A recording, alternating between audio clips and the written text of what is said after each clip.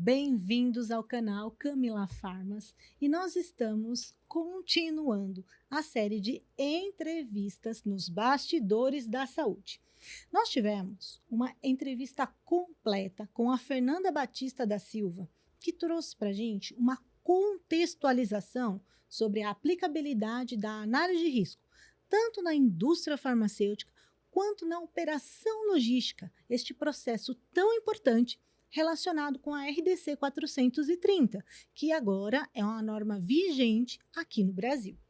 Então, nesta primeira entrevista, nós percebemos que esse tema ele é tão amplo, mas tão amplo, que nós preparamos 4 pautas complementares para que você possa entender no detalhe como implementar uma análise de risco, quais as ferramentas que você pode utilizar, como fazer um plano de ação eficiente.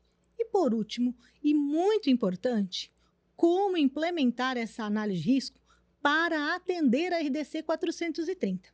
Então, se inscreve já no canal para você não perder nenhum desses vídeos. E nós ainda vamos ter um case de sucesso apresentado. Se inscreve agora no canal e vem com a gente acompanhar essa série de entrevistas. Fernanda, bem-vinda de volta ao canal Camila Farmas. É um prazer recebê-la aqui novamente para que nós possamos tratar desse tema tão importante que é a análise de risco e como contextualizar essa nova necessidade dentro da operação logística farmacêutica para reduzir os riscos dos produtos que chegam até os pacientes e os consumidores finais. Seja muito bem-vinda. Obrigada, Camila. É um prazer. Te falei que assim que você precisasse, poderia me chamar, que eu venho, com certeza, né? Porque é um tema que eu gosto muito e que eu acho que as empresas estão precisando de muito esclarecimento ainda. Que bom. Quem perdeu o seu primeiro vídeo, não deixe de assistir, porque lá tem uma contextualização de todas as etapas da análise de risco. Mas hoje aqui nós vamos focar principalmente naquelas etapas da constituição da análise de risco dentro de uma empresa, porque existem etapas mínimas que elas precisam passar para que isso aconteça, né? Então, queria voltar nesse tema com você para que a gente possa abordar ele com um pouquinho mais de profundidade. De quais são essas etapas para que esse processo de análise e gerenciamento de risco, que a gente já falou sobre isso, ele possa ser efetivamente implementado numa empresa. Então, Camila, quando a gente vai iniciar esse sistema de qualidade, né, a gente precisa definir aí alguns critérios, as responsabilidades, né, quem vai ser responsável por cada parte, quais são as ferramentas que vão ser aplicáveis aos nossos processos, aos processos daquela empresa, né? Então, assim, a gente vai tomar algumas decisões antecipadas e definir um procedimento específico para minha empresa. E aí, né, num sistema de gerenciamento de riscos, a gente precisa passar por algumas etapas quando a gente vai falar dos riscos propriamente ditos, né? Então, a gente faz um levantamento de informações, porque eu preciso de base Essa é a primeira real, etapa. eu preciso de bases reais de dados e que seja também de base científica, de base regulamentada. Então, eu preciso ter uma contextualização teórica, científica para o que eu estou trabalhando, né? Na indústria farmacêutica, nas empresas farmacêuticas, isso é muito importante. E aí, eu defini essa equipe, porque dependendo de qual é o processo que eu vou analisar, pode constar ali equipes diferentes, pode ter um dono do processo que seja diferente, pode ter experts diferentes, né, para que a gente possa promover uma discussão um pouco mais aprofundada. Então, a gente pode ter algumas modificações dependendo do processo. Enfim, né, a gente inicia dessa forma, levantando esses dados, definindo essa equipe, e aí eu preciso de identificar o quê? Eu preciso mapear meu processo, eu preciso entender o que meu processo faz, né? Eu recebo o material, eu confiro o material, eu dou entrada no sistema, eu guardo o material, depois eu vou separar o material, eu faço a amostragem. Então, assim, cada etapa do processo para que eu possa analisar. Eu tendo isso mapeado, aí sim eu sento com todo mundo, né? E a gente começa uma discussão proativa, vamos dizer assim. O que pode dar errado? O que poderia dar errado nesse processo? Essa primeira etapa é a etapa de identificação. Na verdade, são 3 etapas dentro de uma etapa maior, que é a análise de risco propriamente dita. Então, a primeira é a identificação. A identificação então, eu pego o desse processo risco. E cada etapa do processo eu falo assim, o que pode dar errado aqui? Que realmente pode ser um problema, que pode gerar um impacto. Então, eu pego, discuto isso com a equipe e coloco lá, descrevo essa etapa, e nesse mesmo momento eu já posso começar a identificar qual é a causa, qual seria a causa para que isso acontecesse, e se acontecer, qual o impacto que eu vou ter, qual o nível de severidade, de problema que pode acontecer com o produto, com o paciente, no mercado, em termos de legislação, o que pode realmente impactar, né? E aí, né, dentro dessa parte, eu identifiquei, a partir da identificação, agora sim, agora eu vou para uma segunda etapa, que é a de análise propriamente dita. Essa análise é eu pontuar, eu vou definir, eu vou fazer uma análise quantitativa em relação à severidade desse problema que eu estou, né, prevendo ali. Depois eu vou também dar um percentual ou um número, né, também quantitativo, para a probabilidade de ocorrer esse evento, esse problema. Certo. Quantas vezes, né, se é muito frequente, se é pouco frequente. Então, ali a gente tem ali uma pontuação. E por fim, a detectabilidade ou detecção, tanto faz. Mas eu verifico o quê? Eu tenho algum processo que me possibilite detectar esse erro antes dele chegar lá no final, né? Então, será que antes dele sair aqui da minha empresa, de forma como que eu possa realmente ter uma ação preventiva?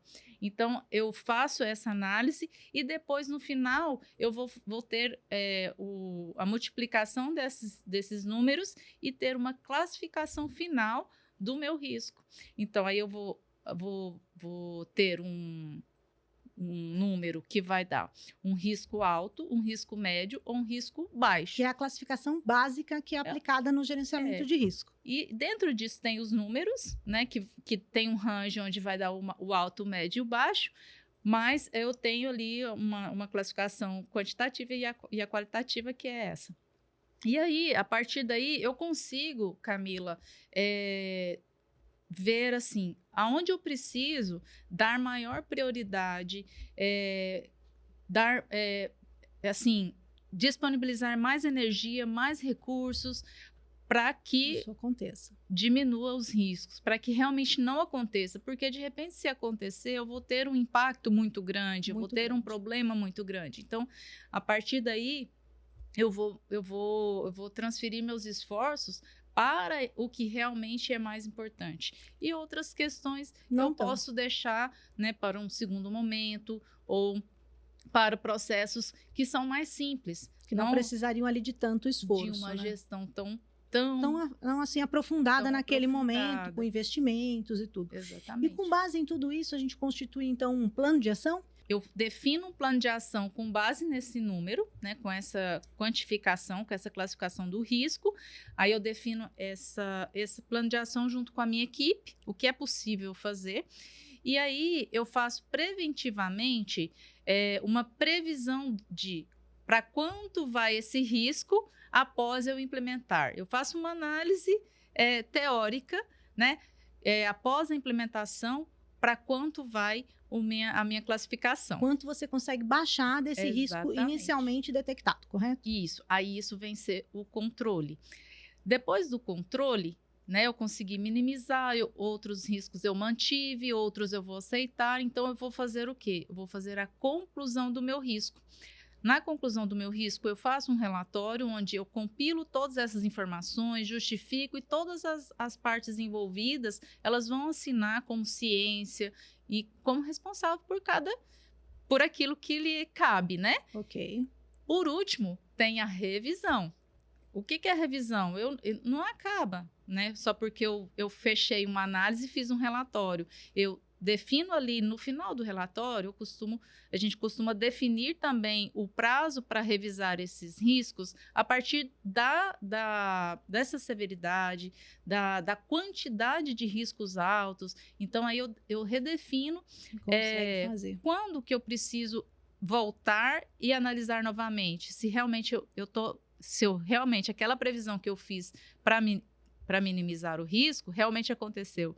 Então, eu defino se é 6 meses, se é anual, se é a cada 2 anos. Então, eu vou definir com base nessa própria análise. Nessa própria análise. Né? Então, tem ali um bom senso ali, né? Como isso acontecer, né? Isso. Então, esse é o ciclo, né? O ciclo de gestão, né? Não é muito pequeno, né? Não. Exige algumas etapas, esforços, áreas diferentes envolvidas, tem as comunicações que precisam ser feitas, né? Durante esse processo. Então, é muito esforço para ter essa gestão, a qualidade precisa estar muito envolvida, o responsável pela área. Era a minha pergunta, né, para você. Então, quais são as áreas, os processos que não podem faltar se nós estivermos falando de uma análise de risco no processo de logística? Minimamente, Camila, se for uma empresa onde é muito pequena, minimamente o dono do processo e o farmacêutico responsável, que é a pessoa da qualidade e o dono da operação. Minimamente é isso. Tá. Mas vamos pensar numa operação maior, né, onde realmente vai exigir uma gestão de informações, né, que tem muitas pessoas. Então, eu preciso do dono do processo, eu preciso da qualidade. Normalmente, o moderador desse processo é da qualidade. Eu preciso, por quê? Porque vão ter outras áreas envolvidas. Então, pode ter área de segurança, pode ter área de contratos, jurídico, regulatórios. Então, nossa, pode ter... É muito grande, é muito amplo. Pode ter. Pode ter pessoa do controle de qualidade, porque eu preciso dos dados do produto. Tá. Então, pode ter pessoas de várias áreas. Então, eu preciso do moderador, porque quando eu começo a discutir os números, as percepções de risco, cada área tem uma. Então, o impacto na sua própria área. Para chegar num consenso, é importante que se tenha um moderador. E, por fim, eu preciso do responsável final pela área, não é só o gestor ali direto, mas eu preciso do gestor de recursos, né, o diretor da área, o diretor de qualidade. Eles são os gestores master, né, que precisa aprovar esse processo no final, e todos precisam ter ciência e fechar. Tem mais uma ainda.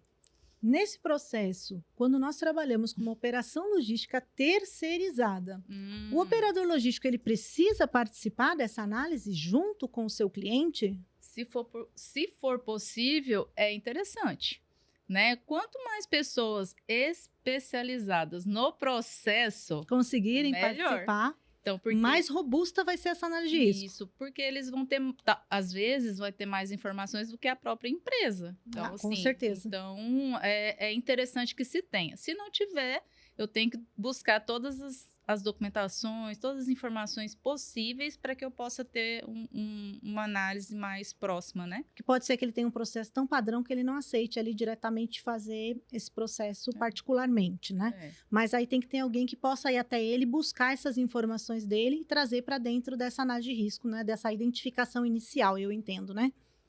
Na gestão do terceiro, né, a gente tem várias formas de acessar, né? Tem o acordo de qualidade, tem os registros, tem os indicadores, os KPIs, tem as auditorias. Então, assim... Nossa, são várias entradas mesmo. São os documentos de qualificação, de de um equipamento, né, do Uma veículo. rota, né? O mapeamento de rotas, eventualmente se foi feito, qualificação da embalagem, enfim, né? Todas as informações que eu tiver Serão válidas. serão válidas e vai ajudar com certeza a minimizar até os riscos, né? Contextualizar. E a gente tem um prazo estimado de quanto tempo esse processo todo demora, todas essas etapas dentro desse gerenciamento do risco? Camila, depende um pouco da complexidade do processo, né? Quando a gente está falando de armazenagem e transporte, tem operações de transporte que são tranquilas, que são curtas, que tem uma empresa, né, terceirizada, e tem outras que tem 6, né, que vai para o país todo. Então, assim, vai depender muito da complexidade dessa operação e também do quanto a empresa está alinhada internamente para a gente conseguir desenrolar, Entendi. né? Porque assim é tudo gerado através de uma discussão, né? De reuniões. Então, assim, de avaliações mesmo em conjunto. Quanto mais alinhado estiverem as áreas, mais desenrolado fica, né? A gente consegue desenvolver melhor, né, o trabalho. Mas, se não tiver, acaba assim, a gente vai ter uma dificuldade em concluir o trabalho. Às vezes o trabalho fica concluído com riscos maiores, porque alguém não vai disponibilizar dados ou a gente não vai ter informações suficientes. Então, pode gerar um trabalho que não vai ficar tão robusto por conta disso. Mas é possível a gente trabalhar se tiver todo mundo muito disposto, as informações estiverem em mãos, a gente consegue sim fazer uma análise de risco. Essa primeira etapa, por exemplo, de um trabalho complexo, tiver recursos para isso, a gente consegue fazer até em um mês. Nossa, por dá exemplo, para fazer. Dá para fazer. A gente, né, é muito trabalho, às vezes, sim, mas depois que você fizer, que você estruturar, que você deixar tudo, né, padronizado ali, vai facilitar para todas as próximas revisões, né? E então é muito importante que isso aconteça, porque é o momento de você realmente dar ordem ali no seu processo, né? E para que as coisas possam ser conduzidas da forma adequada, da melhor forma. No plano de ação, nos processos posteriores aí. E a gente já entendeu aqui, pelo que você explicou, de que no final deste processo, de uma análise de um risco específico, ali de um processo específico que está se fazendo, quando você chega no final, implementa o plano de ação, você precisa revisitar esses riscos de acordo com o plano de ação, até que você entenda, né, que ele está sob um risco aceitável para a empresa ou para a legislação sanitária, enfim, com a base de risco que você está trabalhando ali dentro da sua proposta, né, daquele processo. Mas em que outros casos, em um segundo momento, cabe uma revisão dessa análise de risco que foi feita? Isso aí sempre que houver alguma mudança. Mudança, vamos relacionar então gerenciamento de risco com mudança? Não só mudança, mas uma inclusão, uma descontinuação de uma rota ou de um produto. Então, tudo isso pode vir a gerar, assim, uma revisão, né? Uma mudança num prestador de serviço. Isso é importante, né? Que seja então, reanalisado. Tudo isso pode ser importante gerar essa revisão, talvez não do processo como um todo, mas de parte do processo, né? Muitas vezes você não precisa voltar e revisar tudo. Tudo, só aquela parte específica, né? E a gente hoje tem uma contextualização nova da análise de risco sendo implementada dentro da área da logística.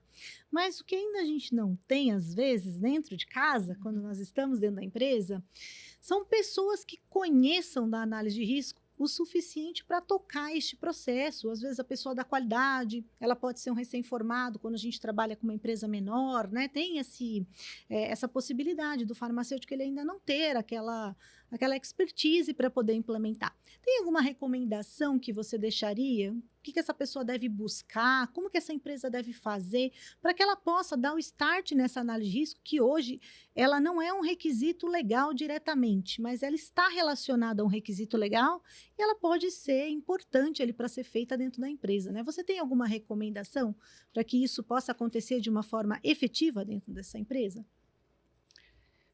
Olha, talvez buscar um treinamento. Existem hoje treinamentos que você conheça, ou que você ministre, que possam trazer essa base, ou você acha que o caminho da mentoria é um caminho melhor, ou de repente uma empresa especializada? Quais são essas possibilidades que você acha que uma empresa que não tem, né? Ela não tem esse processo lá dentro ainda, por onde ela poderia começar a implementá-lo? Todas esses pontos que você falou são recursos que eu acho que não só pode, como deve ser buscados. Eu acho que a análise de risco, quanto mais você estuda, mais, né, surge pontos assim, poxa, eu não pensava assim, né? Quando você está fazendo aquela análise ali da severidade, da probabilidade, então, às vezes, a sua visão muda também. Diferente. Às vezes, você está analisando dessa empresa, vai ser de uma forma, da outra empresa vai ser de outra forma. Mas o que é importante é você buscar pessoas que tenham conhecimento. Às vezes, você não vê algo real, né? E isso parece que é tão importante a gente conseguir concretizar, né? Como que eu posso ver? Onde eu posso ver os riscos, os problemas? Como eu posso enxergar? Quais são as possibilidades? Então, começar a ver casos, né? Eu acho que isso é o que abre um pouco a mente. Né? E Eu acho conhecer do processo, a empresa conhece. Ela sabe, né? Então, eu falo assim, olha, eu conheço do meu processo, mas será que a empresa está preparada para identificar que aquele processo tem riscos, né? É isso que, às vezes, falta para complementar, e, às vezes, a análise de risco pode acabar ficando, não considerando tudo aquilo que ela poderia, né? De análise, né? De robustez, vamos dizer assim. Sim. Então, assim, eu acho que buscar pessoas que têm conhecimento prático é fundamental. Por isso que o dono do processo precisa sempre estar. Quem precisa entender do sistema, né, do gerenciamento, do sistema de qualidade, né, uma pessoa da qualidade precisa o quê? Implementar todo o processo, elaborar o procedimento, Conhecer definir a ferramenta, a né? Tudo isso. ferramenta, porque vai ter que fazer treinamento e tudo mais, né? Todo mundo vai precisar entender um pouquinho. Mas a pessoa do processo, Ela que vai contribuir ela ativamente. precisa entender como que são essas classificações, como que eu vou gerar ali o risco, né?